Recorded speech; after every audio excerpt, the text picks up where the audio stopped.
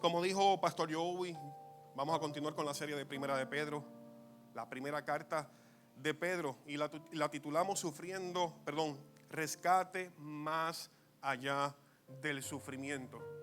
Es una carta bastante interesante porque Pedro está alentando a la iglesia que se encuentra fuera, expatriada, en lo que hoy se conoce como Turquía. En ese momento era Asia Menor. Bajo un gobierno, un imperio romano, estaban practicando, ¿verdad?, sus costumbres religiosas judías, y eran perseguidos, señalados, vituperados. Pedro era un experimentado en sufrimiento. Lo vamos a ver según corramos lo que sería la enseñanza. Pero antes que eso, me gustaría compartir con ustedes lo siguiente. Nosotros vivimos en una sociedad completamente hedonista. Josué, ¿qué palabra es esa? Hedonista. El domingo, ¿verdad? Una palabra de domingo. Vamos a definir lo que es hedonismo. Hedonismo es una actitud basada en la búsqueda del placer como el fundamento de la vida. La búsqueda del placer como el fundamento de la vida. ¿Le parece que ese escenario lo vemos todos los días? Donde normalmente buscamos satisfacer nuestros placeres para sentir un poco de alegría o un poco de paz. Científicamente nuestro cuerpo libera una sustancia química que se llama endorfina. Las endorfinas se liberan de diferentes formas. Comiendo chocolate. ¿Cuántos liberamos endorfina comiendo chocolate? Comiendo o desayunando una buena empanadilla de pizza con una buena malta. No de lata, sino de las que vienen de cristal, que guardan como que esa efervescencia riquísima. Las endorfinas se liberan cuando tú abrazas a alguien, cuando alguien te da amor, cuando tú brindas amor. Las endorfinas se liberan en las personas que están casadas y tienen el privilegio a través de las relaciones sexuales. Las mujeres son expertas liberando endorfinas cuando van de compra. Aunque algunos hombres también. Amén tiene prueba. El jueves pasado fui a Marshall y sí, yo tengo como 10 pares de tenis, me encantan los tenis. Como 10 pares de tenis en mi casa sin utilizar. El jueves fui a Marshall y me compré 2 pares de tenis adicionales. Estoy pecando, hermano, es pecado, lo sé. Cuando tú compras algo que no necesitas, pero usted en algún momento ha comprado algo que usted no necesita, ¿verdad? Uno se siente como que I got the precious. Pues comprando se liberan endorfinas de igual forma. ¿Y qué hace la endorfina en el cuerpo científicamente? Produce paz, relaja, es un antidepresivo natural. Si necesita liberar un poco el estrés, llegar a los niveles, puede también al contemplar la naturaleza, cuando usted va en un avión, ¿verdad?, y está bajando en alguna ciudad o despega de alguna ciudad, y usted ve lo hermoso que es esa ciudad desde lo alto, usted puede contemplar y dice, de verdad que la palabra no se equivoca cuando dice que los cielos cuentan su gloria y el firmamento anuncia la obra de sus manos. Cuando yo miro a mi esposa, yo digo, wow, mi cuerpo libera endorfina.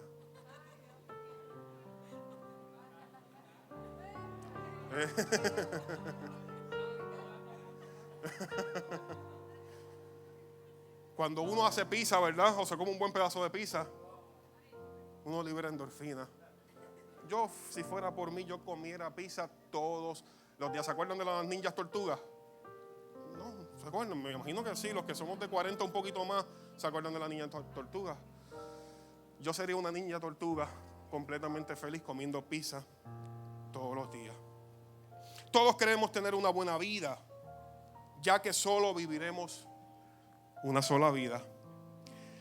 Hace unos años atrás, la palabra YOLO, en español YOLO, en inglés You'll Only Live Once, tú solamente vives una vez, que es igual que hedonismo, se hizo muy popular en la población de los jóvenes. Para ese tiempo yo era un poco más joven que lo que estoy ahora. Y esta frase particular hizo que muchos jóvenes, o inspiró a muchos jóvenes a tomar decisiones extremas y eufóricas, que hoy día están lamentando embarazos no deseados, enfermedades de transmisiones sexuales, adicciones a pornografía, adicciones a sustancias controladas. ¿Por qué? Porque solamente tú vives una vez. Bancarrota, que tristemente hay que decirlo, porque la última la paga el diablo, ¿cierto? Y ahora tenemos personas que tristemente, ¿verdad?, su economía está un poco afectada porque se dejaron llevar por este refrán: You only live once. Sin embargo, también podemos hoy decir que la palabra redención ha inspirado a muchos a comprometerse con la voluntad de su Creador, aun cuando eso ha traído sacrificio y sufrimiento a sus vidas. David y Natalie fueron dos jóvenes, si puede proyectarlo, dos jóvenes que hicieron suyas esa palabra redención. David tenía 23 años, Natalie tenía 21. Casados en el año 2022, recién casados, estamos en el 2024. Eran misioneros en el país de Haití, donde servían en un orfanato cuidando niños locales, y en la iglesia fundada por Missions in Haití. El jueves 23 de mayo del 2024 fueron asesinados por pandilleros locales para robar sus provisiones, las provisiones que tenían, sufriendo por hacer el bien.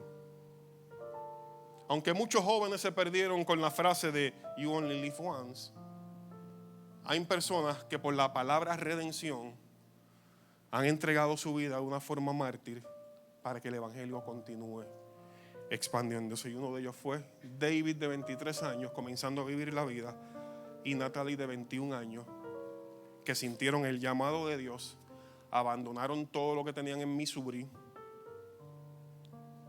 y fueron a un país donde la seguridad nacional está en declive, la economía está en declive. La embajada americana sacó a todo su personal porque los pandilleros han tomado el control de las calles. Hay una anarquía en su totalidad.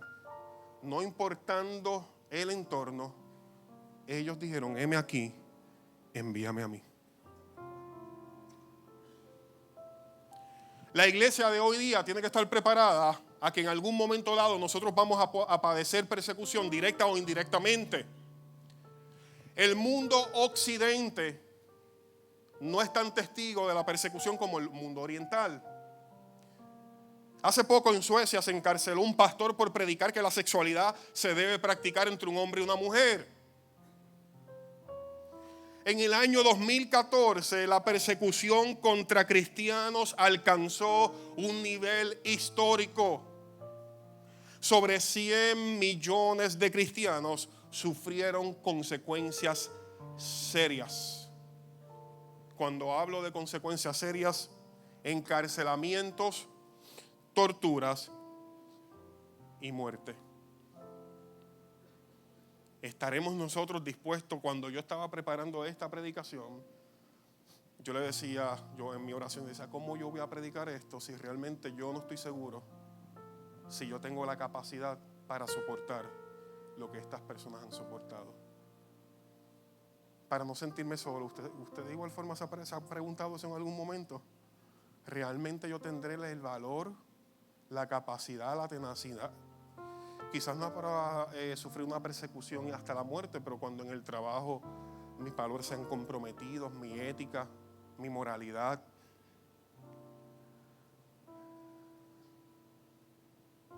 ¿Tendré yo esa capacidad, ese valor? Y yo decía: Dios, yo voy a predicar algo que realmente yo no estoy seguro de que yo vaya a cumplir con eso, si en algún momento me tengo que enfrentar a la espada, a la muerte. Pero me acordé de las palabras que el apóstol Pablo decía, ¿verdad? Cuando oraba al Señor para que le quitara el aguijón, y el Señor le dijo: bástate en mi gracia, porque mi poder se perfecciona en tu debilidad.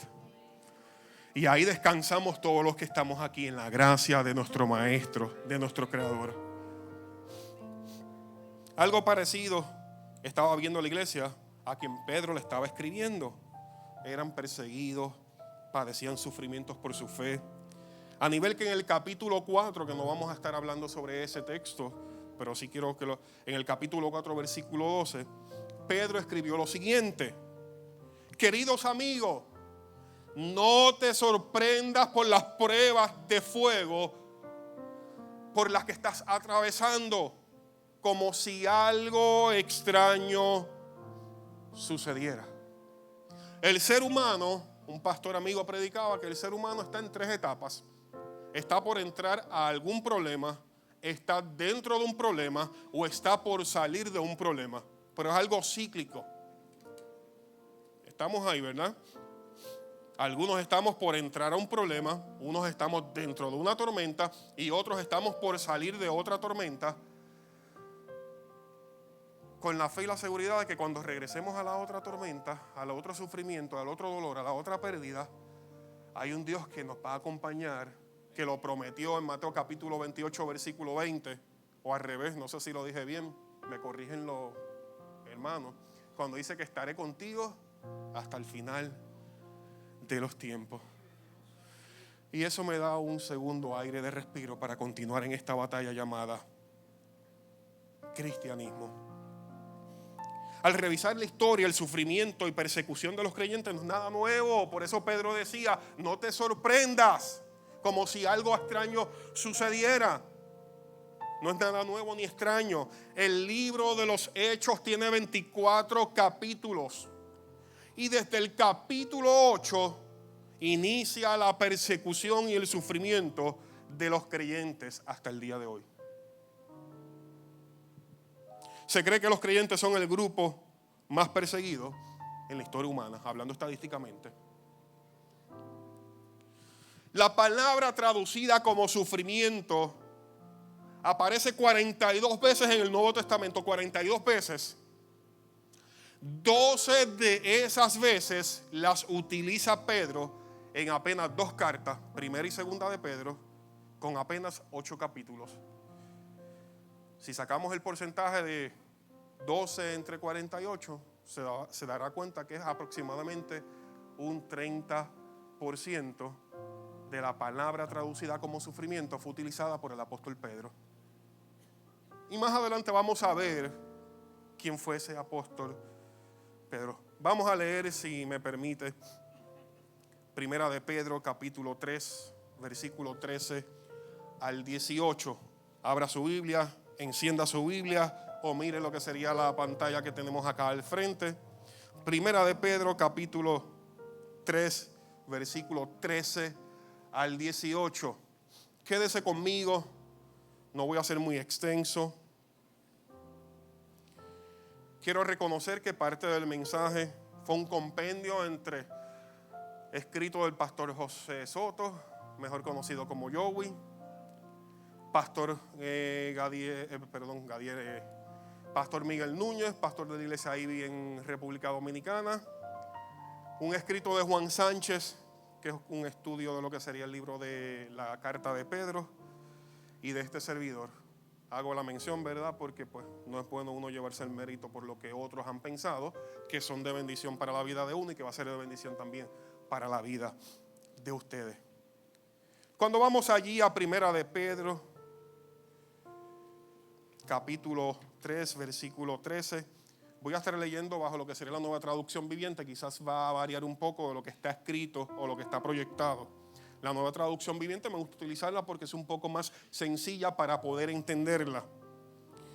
Versículo 13, ahora bien, ¿quién querrá hacerles daño si ustedes están deseosos de hacer el bien? Una pregunta. Hay una declaración luego, versículo 14. Pero aún si sufren por hacer lo correcto, Dios va a recompensarlos. Así que no se preocupen, ni tengan miedo a las amenazas. Dichosos si sufren por causa de la justicia. No teman lo que ellos temen, ni se dejen asustar. Hago un paréntesis. La palabra no temas aparece en la Biblia 366 veces. Quiere decir que es un tema importante. Y cuando le decimos a alguien que no tema, es porque esa persona está enfrentando miedo o va a enfrentar miedo, ansiedades, preocupaciones, inseguridades. Todos los que estamos aquí en algún momento hemos temido, estamos temiendo o vamos a temer algo. Pero en su infinita gracia y misericordia hay un no tema para cada día del año, inclusive para el año bisiesto, que trae 366 días. Todos los días cuando me miro al espejo en la mañana, me acuerdo de esas palabras: no temas. Mire a la persona que está a su lado y dígale: no temas. Oye, no es fácil no temer cuando hay un gigante vociferando frente al pueblo. Pero David le dio una respuesta increíble. ¿Quién es este incircunciso que ha venido a atentar en contra del Dios de Israel? Él no dijo de los que estaban batallando, del Dios de Israel. Puso su confianza, honró y santificó a Dios en su corazón. Y más adelante vamos a ver los resultados de honrar y santificar a Dios en nuestro corazón. Versículo 15, y este es el versículo eje. Cuando uno predica por porciones, siempre hay un versículo eje que atrae los demás versículos. El capítulo 3, el versículo eje es el versículo 15. Y el versículo 15 dice lo siguiente: si no, santificad a Dios el Señor en vuestros corazones. Lo que hablé, santificad a Dios, honrarlo. Y estad siempre preparados para presentar defensa con mansedumbre y reverencia ante todo el que nos demande razón por la esperanza que hay en nosotros. Versículo 16: mantengan siempre limpia su conciencia. Entonces, si la gente habla en contra de ustedes, será avergonzada al ver la vida recta que llevan, porque pertenecen a Cristo. Recuerden que es mejor sufrir por hacer el bien, si es lo que Dios quiere, que sufrir por hacer el mal. Cristo sufrió por nuestros pecados una sola vez y para siempre. Él nunca pecó, en cambio murió por los pecadores para llevarnos a salvo con Dios. Y cierra de una manera magistral que más adelante vamos a estar explicando.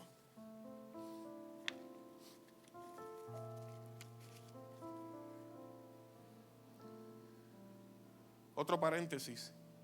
Cuando yo veo a los jóvenes de esta iglesia que vienen un viernes, vienen un domingo, al principio hablé de verdad de que la juventud fue marcada por la palabra YOLO, you only live once.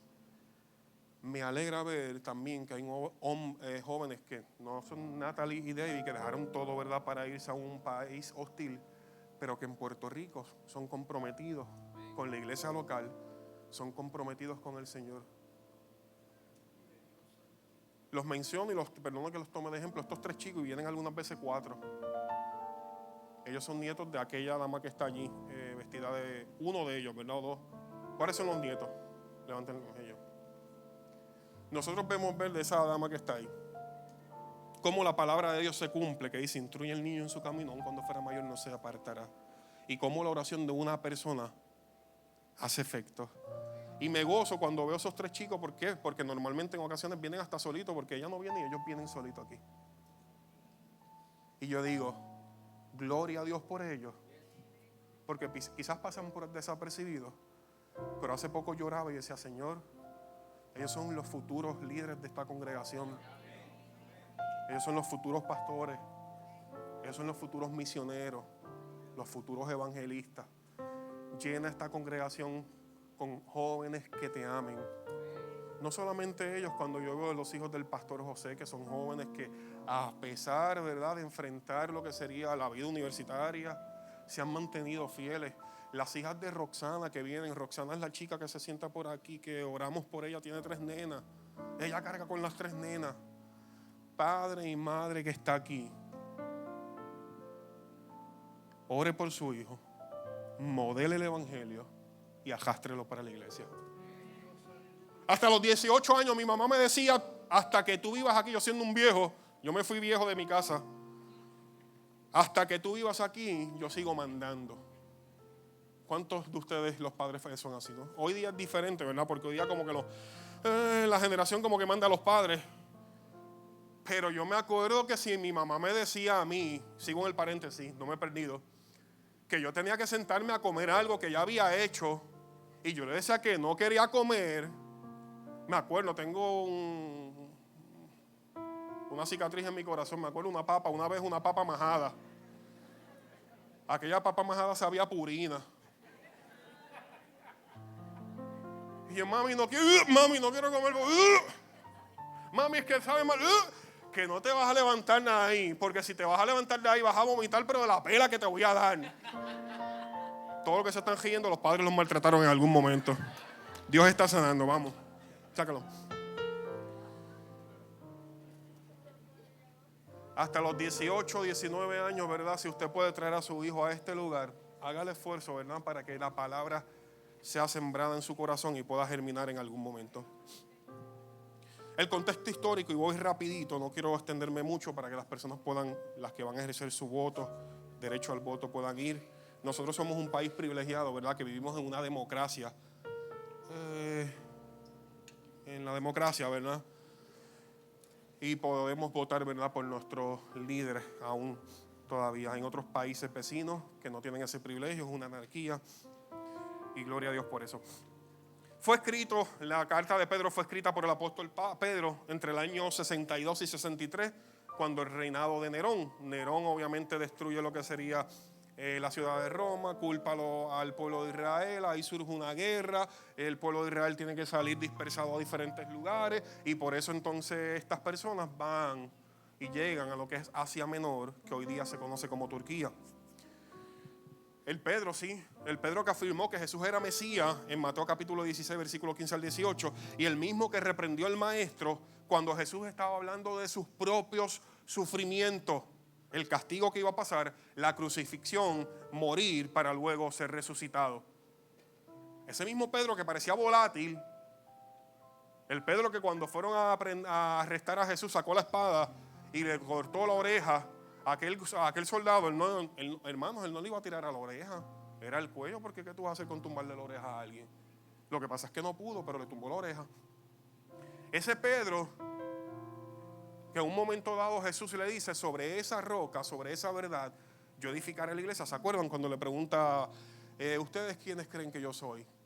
Pues algunos dicen que tú eres un profeta, otros dicen que tú eres barbaridades, pero sin embargo yo digo que tú eres el Hijo de Dios. Pedro, no se te ha sido revelado ni por sangre ni carne, sino el Espíritu te lo ha revelado, y sobre esa verdad yo edificaré mi iglesia. Pero ese mismo Pedro que luego de tener esa palabra reveladora fue el mismo Pedro que en Lucas 22, cuando Jesús estaba en el concilio, que hubo causa probable para su arresto, bueno, su arresto no para su muerte, el mismo Pedro que en 3 ocasiones luego decía, yo no pertenezco a ese grupo. Oye, es que cuando uno pasa tiempo con Jesús, uno comienza a parecerse a Jesús. Cuando uno pasa tiempo con Jesús, uno comienza a parecerse a Jesús. Pedro, pero es que tú hablas como ellos. No, hay cambio al acento, un acento neutro. ¿Has escuchado estos boricuas que te hablan como que, pues hermanos, sí, estamos en la presencia del Señor, gozándonos aquí porque las maravillas? Y uno dice, pero si tú eres boricua igual que yo, arrastra la R. O cambia la R por la L. Pastor, estamos en victoria. Vamos a gozarnos. Pero cambien ese acento neutro, ¿verdad? Para verse más sofisticado. Digo, el que lo da gloria a Dios por eso, ¿verdad? Pero tú te vistes como ellos. No, es que cuando nosotros nos acercamos a algo, comenzamos a parecernos a eso. ¿Quieres parecerte a Jesús? Comienza a acercarte a Jesús. Fue escrita con la intención de brindar ánimo, consuelo y recordarle la esperanza que tenían en medio de la persecución, sufrimiento, burla, rechazo, dolor, quebrantamiento, depresión, inseguridades, incertidumbres, impotencia. Todas esas palabras en algún momento dado las hemos experimentado. ¿Te resulta familiar este escenario? En la actualidad vivir como cristianos piadosos es un desafío diario. Nos malinterpretan, nos difaman, se burlan directa o indirectamente de nuestros valores, posturas o creencias. El versículo 13. Ahora bien, ¿quién querrá hacerles daño si ustedes están deseosos por hacer el bien? Y el versículo 14, pero aún si sufren por hacer lo correcto, Dios va a recompensarles, así que no se preocupen ni tengan miedo a las amenazas. Dichosos, bienaventurados son los que sufren por causa de la justicia. Vuelve y lo repite, no teman de ellos, ni lo que ellos puedan hacer, ni se asusten. En el versículo 13, Pedro nos comparte un principio de sabiduría general. El versículo 13, que si nosotros hacemos el bien, se supone que lo que vamos a nosotros cosechar es el bien. De hecho, la regla de oro dice que haz con los demás lo que te gustaría que hagan contigo. Es un principio de sabiduría general, como el proverbio, el que escribió los proverbios, que nos da principios de sabiduría que se supone que sean generales, pero que hay excepciones, porque vimos a principio de la predicación que David y Natalie estaban haciendo el bien, pero su recompensa en este lado de la eternidad no fue la mejor. Pero a ellos se encuentran gozando de la presencia del Señor. Y como el apóstol Pablo decía, para mí el vivir es Cristo y el morir es ganancia.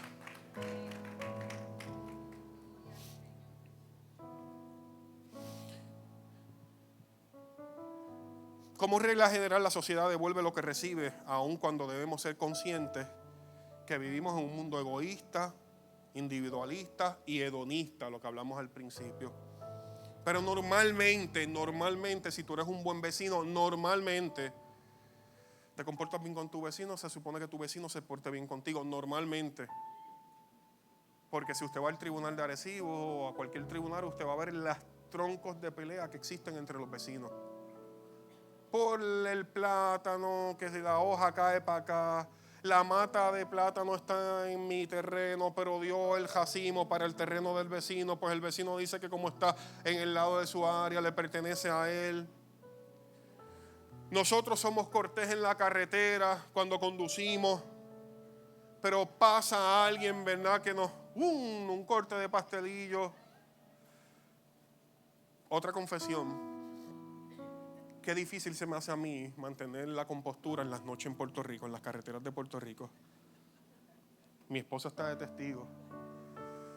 Y yo, Señor, pásame de mí este aguijón, no lo soporto. Y ahí, bástate en mi gracia, mi poder se perfecciona en tu debilidad. Cuando estos carros vienen con esas luces que tú no puedes ver, literalmente no puedes ver.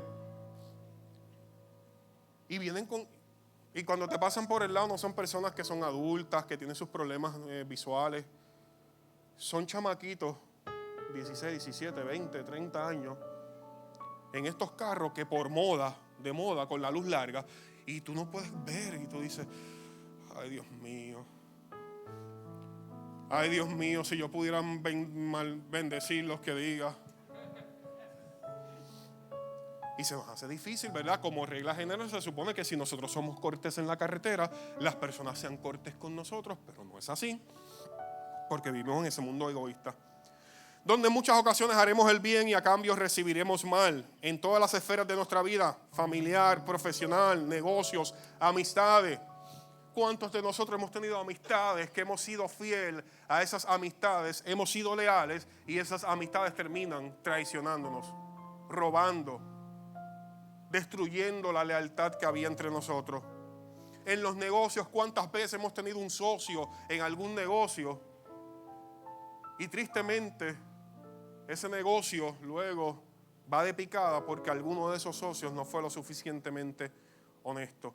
Cuando profesionalmente nosotros somos llamados a trabajar como si fuera para Cristo, ser buenos empleados, damos el máximo, pero el amigo del jefe es el que se lleva el mérito.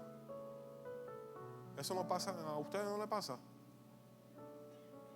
¿Cuántas veces las familias, luego de llevarse una vida entera bien, cuando van a distribuir la herencia que dejó mamá o papá, la familia se destruye? Y usted pensará que son por quizás un bien líquido de 10,000, 15,000, 20,000 y suena poquito. Yo trabajo en la banca, pero yo no trabajo en sucursales. Trabajaba en la banca y tenía que hacer muchas veces los cheques para distribución de lo que sería el patrimonio de esa persona. Algunas veces personas por $500 no le dirigían la palabra a su hermano por algunos $500, a su hermano biológico. No te preocupes, en confianza.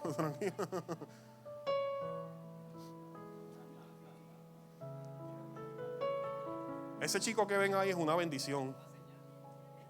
No voy a abundar más porque no estoy autorizado, ¿verdad?, a hablar. Me encontré con el papá hace poco en Home Depot. Pero es una bendición. Cuando lo vean, acuérdense en orar por él. Y mucho.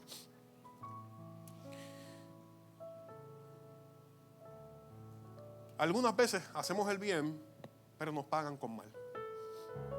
Pudiéramos experimentar esto, aun cuando dejemos de cumplir, aun cuando no deseemos cumplir con lo escrito en Mateo capítulo 22, versículo 37. Nosotros tenemos que hacerlo. ¿Y qué dice Mateo 22, 37? Lo siguiente. Le preguntaron a Jesús: Maestro, ¿cuál es el gran mandamiento de la ley? Y Jesús le dijo: amarás al Señor tu Dios con todo tu corazón, con toda tu alma y con toda tu mente. Este es el primero y el grande. Y el segundo es semejante: amarás a tu prójimo como a ti mismo. ¿Han visto el meme ese que dice ¿cómo? Es fácil decir que amamos a Dios con toda nuestra mente, con nuestro alma y con nuestro corazón, que eso implicaría que todo nuestro ser debe de honrarlo.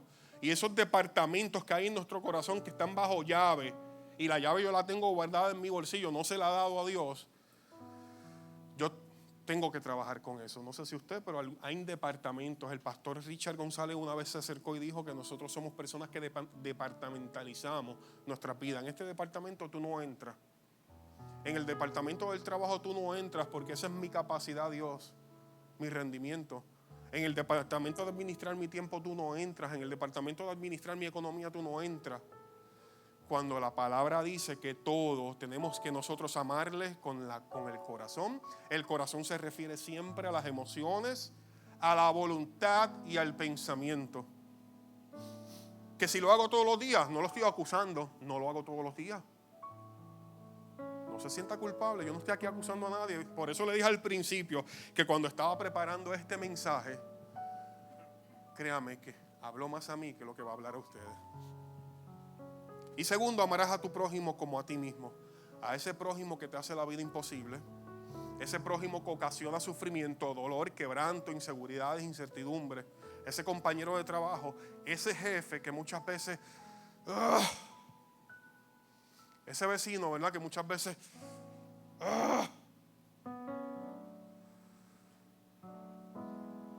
iba a decir algo, pero no lo voy a decir, estoy como Gadiel. Eran muñequitos demoníacos, decían cuando pequeños. ¿Se acuerdan de los Simpsons? Veían los Simpsons. Cuando Homero cogía a Bart Simpson por el cuello, ¿verdad?, y le decía: oh, pequeño diablito. Algunas veces nosotros queremos hacer eso con las personas. Yo, no voy a hablarle a ustedes, yo. No levante la mano, ¿verdad? Si algunas veces usted ha querido hacerle eso a su esposo cuando deja la toalla mojada sobre la cama. Oh, pequeño diablito. No ha querido hacerle eso a su hijo cuando usted recoge toda la casa y las piezas de Lego, que son como 1000, las puso por orden de color en unos cajones, y va el neno luego que usted puso la última y ahí él quiere jugar con esa pieza. ¡Oh! Tengo que amarlo como a mí mismo.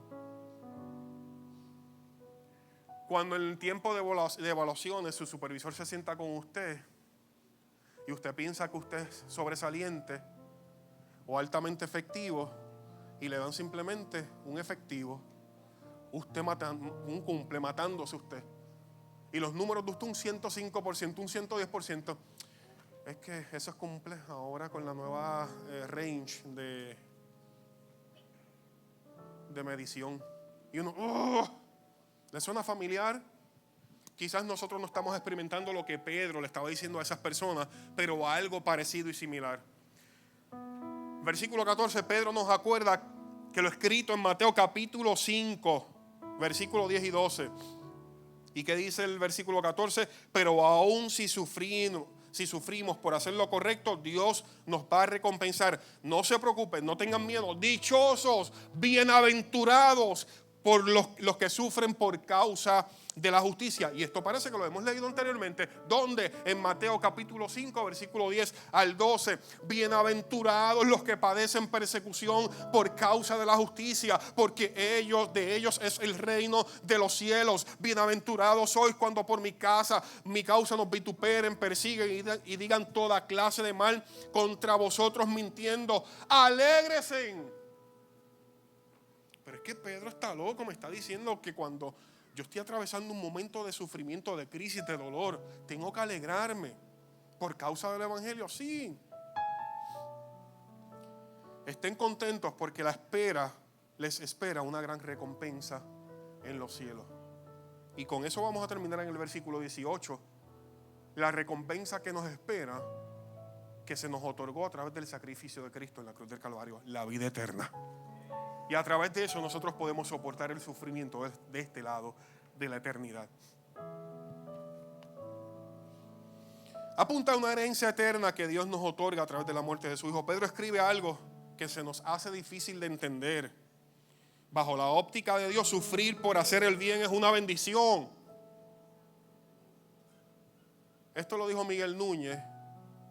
Yo lo copié y lo traje aquí, pero lo digo y lucho con eso. Sufrir bajo la óptica de Dios es una bendición. Y Miguel Núñez lo explica y dice que es una batalla de fe.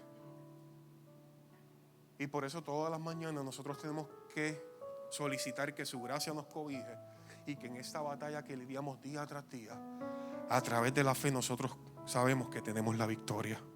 Porque si no fuese por eso, vamos a desmayar. Esto hace sentido con el sufrimiento de José, que fue encarcelado injustamente, acusado luego injustamente por la esposa del faraón. Se me olvidó el nombre del faraón, de Potifar. Pero el sufrimiento tuvo una bendición. ¿Cuál era la bendición? Que si él no hubiese estado en aquella cárcel, el rey nunca lo hubiese conocido, porque el copero del rey, ¿ven las conexiones de Dios? El copero del rey fue el que le habló al rey y le dijo: allá en la cárcel hay alguien que interpreta los sueños, tráigamelo. Su cárcel fue la puerta de entrada al palacio. ¿Estás atravesando alguna cárcel? Cristo sufrió una cárcel. La cruz fue la cárcel de Cristo, pero esa cárcel abrió las puertas de los cielos para cada uno de nosotros.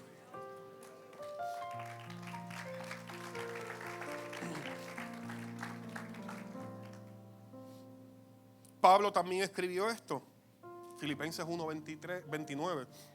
Pues a ustedes se les dio no solo el privilegio de confiar en Cristo, sino el privilegio de sufrir. Ay, me salió lo puertorriqueño, ¿vieron? De sufrir por Él. El privilegio de confiar y el privilegio de sufrir. Protégeme, Señor, con tu espíritu. Protégeme, Señor, con tu espíritu. Y déjame sentir el fuego de tu amor aquí en mi corazón, Señor. Y déjame sentir. Estoy en la que salga. Algunas veces cantamos como el meme: protégeme, Señor, con tu espíritu. Gabriel dice que ahora es en salsa, hay que bailar salsita. Protégeme, Señor, con tu espíritu. Gadiel lo dijo antier, no me juzguen, que él dijo que teníamos que bailar.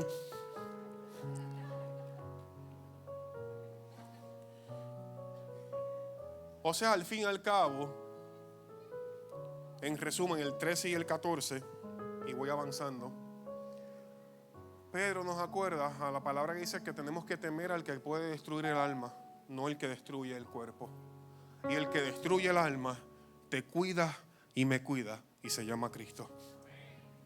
Pero tenemos que estar preparados. El versículo 15, que es el versículo eje, preparados para defender nuestra fe. Versículo 15 y 16. Más bien honren en su corazón a Cristo como Señor. Estén siempre preparados para responder con mansedumbre y reverencia. Y todo el que les pida razón de la esperanza que hay en ustedes, mantengan siempre la conciencia, limpia la conciencia. Entonces, si la gente habla en contra de ustedes, serán avergonzados al ver la vida recta que llevan por pertenecer a Cristo. En palabras puertorriqueñas, el cristiano que soy aquí en la iglesia es el cristiano que debo ser afuera. Si vamos a su área laboral y le preguntamos a un compañero de trabajo de usted si usted es creyente o no es creyente, ¿qué usted cree que dirá de usted? ¿Se ha hecho esa pregunta alguna vez? Si vamos a su comunidad y le preguntamos a su vecino, la persona que vive ahí, Josué, da testimonio de que es un cristiano piadoso. Tacho, eso se escucha en los gritos acá. Gracias a Dios no pasa, Glory, eso es una santa. Glory ni discute ni yo discutí. Gracias a Dios ese carácter, ¿verdad? No, nos sentamos, dialogamos. Diferencias, claro, abismales. Pero de levantarnos la voz nunca. Esas discusiones que rayan en un maltrato, gracias a Dios. Y en parte se lo debo a ella, ¿verdad? Es una persona bien dócil, sutil. Una persona con un carácter bien pasivo. Si le preguntamos al que va al lado del carro, ya que traje el ejemplo de las luces, si usted es un buen creyente, si da testimonio como creyente en la carretera, ¿qué dirá?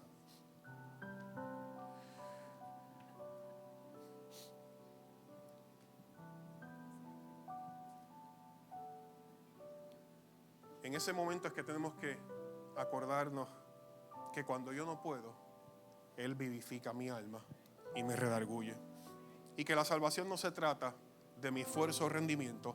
La salvación se me otorgó en la cruz completamente gratis a través del sacrificio de Cristo en la cruz del Calvario. Que hay un proceso de santificación, sí, en el cual el hombre interviene. Según la soteriología, el estudio de la salvación, en el único proceso que el hombre interviene es en el proceso de la santificación. Los demás son completamente de Dios. La salvación, la preservación de los santos, los 5 puntos del calvinismo, si lo han escuchado. Pero en el único que el hombre interviene progresivamente es en la santificación. Todos estamos ahí, con la ayuda de nuestro Padre, haciéndonos día a día más santos, porque Él dice, sed santos, porque yo soy santo. ¿Y qué es eso? Negarme a mis deseos, a mis pasiones, a mis anhelos, a lo que quiere la carne, para hacer su voluntad, aunque eso me cueste sacrificio y sufrimiento.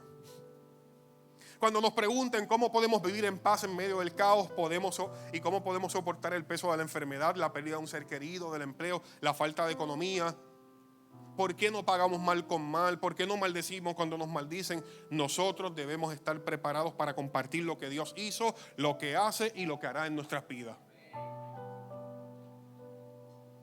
Pero para poder compartir, Pedro dijo a principio del versículo 15 que tenemos que honrar, santificar. La versión Reina Valera dice santificar, la Nueva Traducción Viviente dice honrar. Cuando tú santificas algo, es que tú separas algo para un uso particular. Ahí dice que tenemos que honrar a Dios primeramente en nuestros corazones. Porque si en nuestros corazones el primado, el reinado, la honra no es de Él, nuestros labios o nuestras palabras serán vacías. De la abundancia del corazón habla la boca. Cuando en el corazón no hay nada, en la boca no hay nada. ¿Se acuerdan de Jesucristo que le dijo a los fariseos, ustedes son qué? Sepulcros blanqueados, hablan muy bonitos, estéticamente se ven bien, conocen la ley, pero lo que hay adentro, huesos secos. Pedro dice que para nosotros poder defender la razón, la esperanza que hay en nosotros, primero tenemos que trabajar con nuestro corazón. Amarás a tu Dios con toda tu mente, con toda tu alma, con todo tu corazón. ¿Que lo hacemos todos los días de la manera correcta? No, claro que no. ¿Que lo intentamos? Sí. ¿Que dependemos de su gracia? Sí. Honrar es igual que santificar a Cristo en nuestros corazones. En la Biblia el corazón se refiere a las emociones, pensamientos y voluntad. Es reconocer su señorío y someternos a Él para que nuestros pensamientos, nuestras palabras y acciones se alineen a su voluntad. Un ejemplo de esto fue Job, cuando perdió a sus hijos. Perdonen que busque, es que tengo un refuerzo acá en el texto de Job. Y es en Job capítulo 1, versículos 21 y 22. Después de perder sus 10 hijos y todo lo que tenía, y dijo, desnudo salí del vientre de mi madre y desnudo volveré allá. Jehová dio, Jehová quitó, sea el nombre de Jehová bendito. ¿Podré en algún momento yo ser igual que Job? Si Dios me quita mi casa, mi trabajo, mi esposa, mis hijos, mis animales, mi Puki. Pasamos un susto con Puki, hacemos un paréntesis. No quiso comer por un día y medio. Y los conejos, si no comen por 2 días o más, pueden morir. Les voy a presentar a Puki. Por ahí va a salir ahorita Puki. Mírala ahí. Esa es mi mascota, Puki. Una coneja enana que tiene 3 años. Me costó $300. Fue gratis, pero se dislocó una pata, la llevé al veterinario y fueron $300 por hacerle caso a mi esposa. Porque yo la iba a coger, le iba a decir, la hacemos en fricasé. Pero yo, ay bendito, esa es nuestra mascota. No quería comer por un día y medio, nos preocupamos, los animales. Ok, perfecto, gracias. Vamos nuevamente acá, era que quería que conocieran a Puki. Y los animales, si no comen, por lo menos los conejos, por 2 días o más, pueden morir deshidratados, porque el sistema digestivo de ellos es bien corto y bien rápido, por eso ellos comen frecuentemente. Y la vimos media amotetada, en el buen puertorriqueño era media amotetada, no quería comer, la cogía y estaba como media monguita.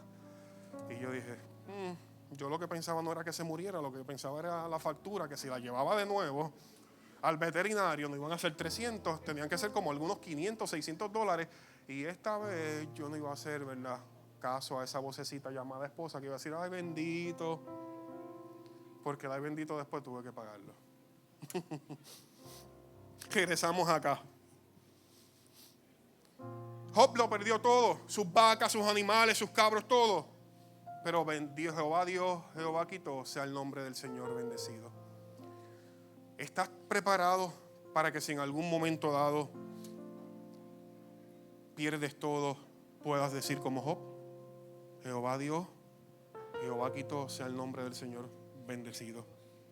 Yo no estoy preparado aún para eso. Oro para que en el momento en que tenga que enfrentarme a eso, el poder del Espíritu Santo esté conmigo y pueda vencer.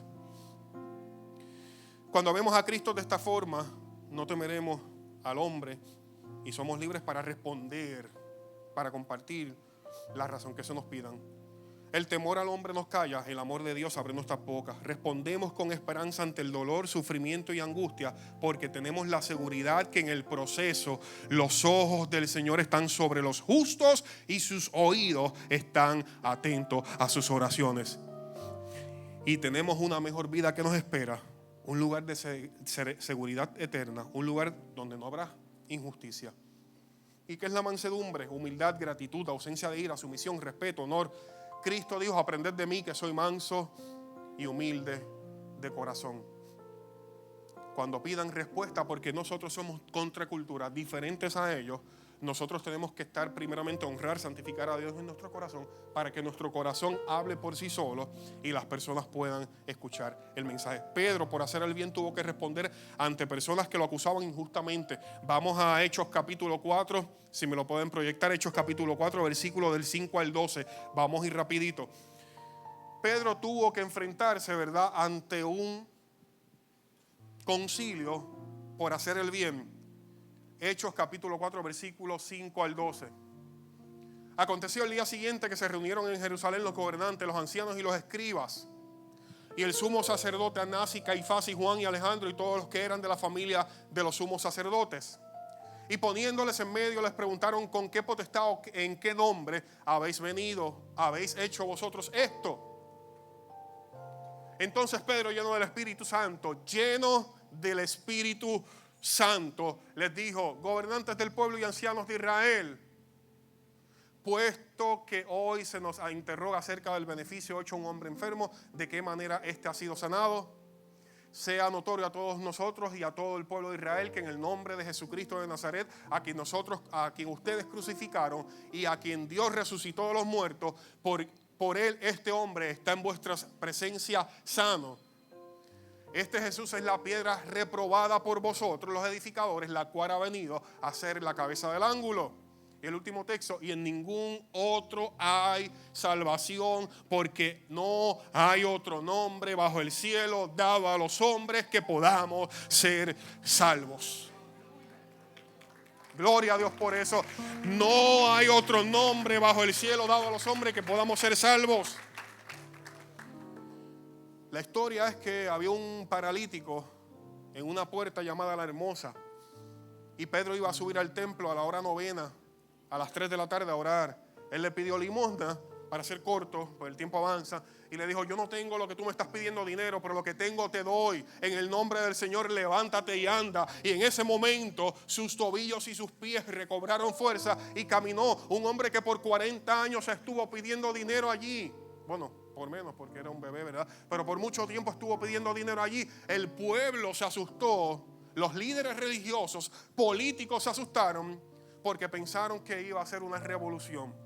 Por hacer un bien, Pedro tuvo que defender. ¿Y cómo defendió la verdad?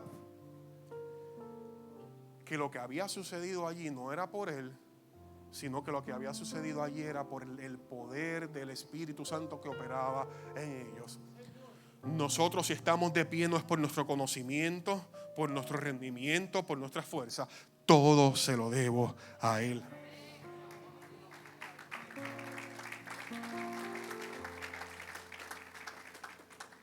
Me imagino que Pedro se sintió mucho mejor esa noche después de la audiencia en Hechos capítulo 4, que después de la audiencia de Jesús en Lucas 22, cuando negó a Jesús en 3 ocasiones. ¿Vieron el contraste? Un Pedro con temor a lo que iba a sucederle, porque a Jesús lo iban a matar, a ellos lo iban a matar. Tuvo temor de su vida, pero luego vemos un Pedro completamente renovado, que no le interesaba el costo de muerte, y dijo: aunque ustedes me digan que yo no predique y testifique, mejor yo le sirvo a Dios que a los hombres. Versículo 16, Pedro escribe este texto, que tenemos que tener una buena conciencia. ¿Qué es la conciencia? Una conducta. Núñez describe y dice que la conciencia ha sido definida como el testigo interno que determina lo que está bien y lo que está mal. Todos tenemos una conciencia, personas creyentes, personas no creyentes. Una buena conciencia necesita estar informada por la palabra de Dios, porque puedo discernir que está bien y que está mal. Tenemos que tener una conciencia sensible al pecado, porque algunas conciencias ya se han insensibilizado al pecado. Necesitamos tener una conciencia en paz con Dios, libre de pecado. El apóstol Pablo tuvo que defender su llamado también ante los corintios, con una conciencia tranquila, y lo vemos en 2 Corintios capítulo 1 versículo 12, un texto nada más. No se me pierda, está bien interesante esto. El apóstol Pablo fue acusado por los corintios, que era un falso maestro. tuvo que defender su apostolado. ¿Y qué él le dice? ¿Cómo le responde? Con lo que Pedro nos recomienda en el versículo 16, que tenemos que tener una buena conciencia, una buena conducta, una buena manera de conducirnos en la vida, porque nuestra gloria es esta, el testimonio de nuestra conciencia, con sencillez y sinceridad de Dios, no con sabiduría humana, sino con la gracia de Dios, nos hemos conducido en el mundo y mucho más a vosotros, a ustedes. Pedro tuvo que defender su ministerio injustamente. Pablo tuvo que defender su ministerio ante los corintios. ¿Y cómo lo hizo? Diciendo: ustedes han visto mi testimonio. Nuestras palabras, el versículo 15 y 16, tienen que tener sincronía con nuestras acciones, o nuestras acciones con nuestras palabras. Yo puedo decir que amo a Cristo, pero puedo maldecir, ¿verdad?, a mi vecino en la calle. Yo puedo decir que soy creyente, pero le hago la vida imposible a mi supervisor en el trabajo. Yo puedo decir que amo al Señor y grito aquí, adoro y glorifico al Señor, y en mi casa soy un tirano y un patán. Cuento una historia que un niño una vez le dijo a su pastor que él quería mudarse a la iglesia. El pastor le dice: ¿por qué quieres mudarte a la iglesia? Emocionado. Pastor, es que mi papá es bien diferente. El papá de mi iglesia es bueno, el papá de mi casa es malo.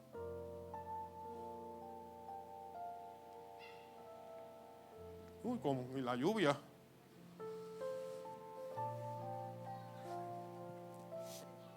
Nuestras palabras guardan sincronía con nuestras acciones, nuestra conducta, nuestro buen testimonio delante del mundo, porque eso es lo que tenemos para nosotros predicarles a ellos.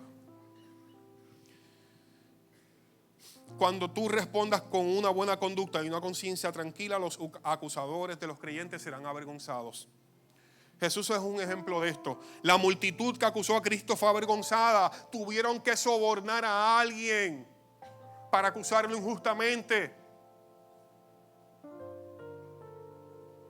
¿Se acuerdan cuando sobornaron por unas monedas de plata a Judas para que hablara y diera la ubicación? Pilatos en cierta forma fue avergonzado cuando no encontró causa probable. Cuando vamos al Evangelio y nos describe que Pilato no encontró causa probable y envía entonces a Jesús nuevamente a Herodes. Herodes tampoco encuentra causa probable. Luego lo devuelve a Pilato. ¿Y qué hace Pilato? El famoso refrán: me lavo las manos como Pilato. Y entonces ante la multitud dice: ¿a quién prefieren? ¿A Cristo o a Cefas? A Barrabás. Lo hice intencionalmente a ver si estaban aquí. ¿A Cristo o a Barrabás? Barrabás. Un hombre que era literalmente un criminal versus el justo que nunca había cometido una injusticia.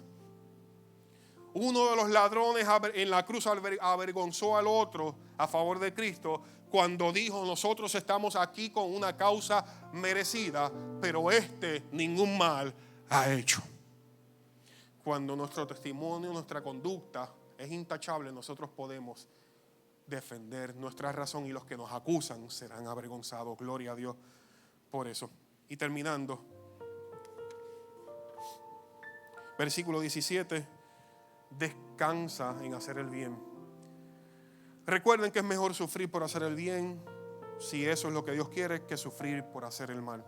Pedro vuelve a recordar lo que había escrito en el capítulo 2, versículo 24. Recuerda nuestros deberes y la recompensa de tener a Cristo como pastor. Y vamos a leer, eso no te lo di, no te preocupes, yo lo leo acá, primera de Pedro capítulo 2, versículo 20 al 24.